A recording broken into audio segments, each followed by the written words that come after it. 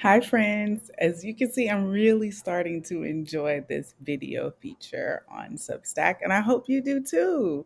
It's another way for us to connect, and I'm happy to be here. Today, I want to talk about the shutdown. It's over. Yay! Kind of, right? Um, Listen, don't get relaxed now. Okay, don't relax because we are not out of the woods. We are not out of the woods because our system is still broken. And that was one of the reasons why I was on the edge of even wanting to use my platforms to discuss food security during this time. There were so many other people on social media platforms that were speaking the language that we needed to hear, sharing the information that we needed. And I was really happy to see the engagement from different agencies, entities, individual people, so on.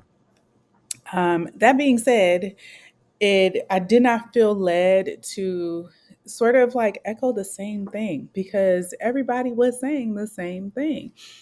And I had these deep thoughts on another level that um, have just sat with me for a while.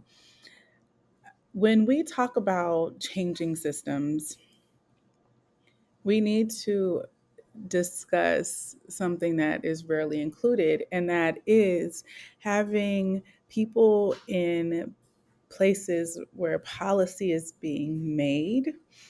And that means educating folks when they're younger and supporting them. The glare is getting to me with the glasses, so I'm going to take them off.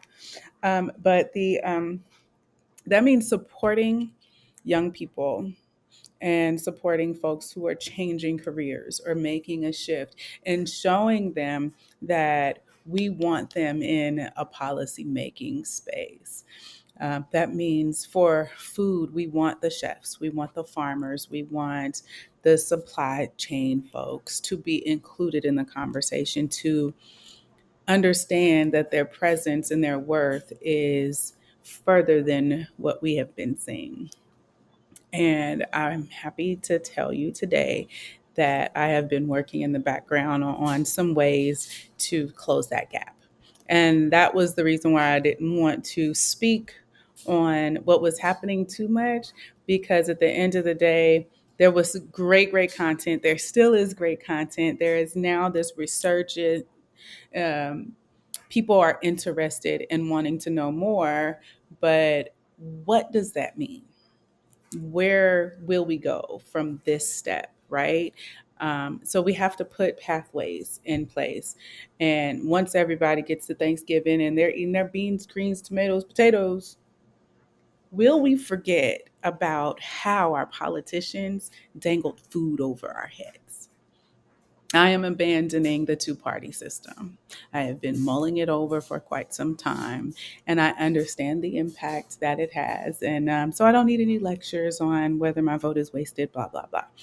My vote is never wasted if I vote. My vote is never wasted if I vote. In order to be a revolutionary, in order to be an activist, in order to get to the other side and do the thing that you've never done before, you have to do the thing you never done before. And dismantling systems, I guess, is kind of where I'm at. So I just wanted to come in and let you know that food security, food justice is still at the top of my priority. But I caution everybody who is thinking that now is the time to relax because the shutdown is over. No, there are still people without health insurance. There are still people who don't have food. There are still people who do not have a job, and the unhoused population is growing daily. We are not okay. And we won't be okay until everybody gets up and says, we're not okay. So I think that's it for today. But yeah, today's a good day. There's a little bit of rain happening. I went out for a walk, and I just encourage you to not give up the fight and not think that it's now time to sit down, because that's what they want. They want us to forget about everything, go shopping, spend all our money, and not hold them accountable. If I am being held accountable, you will too. All right, till next time. Bye.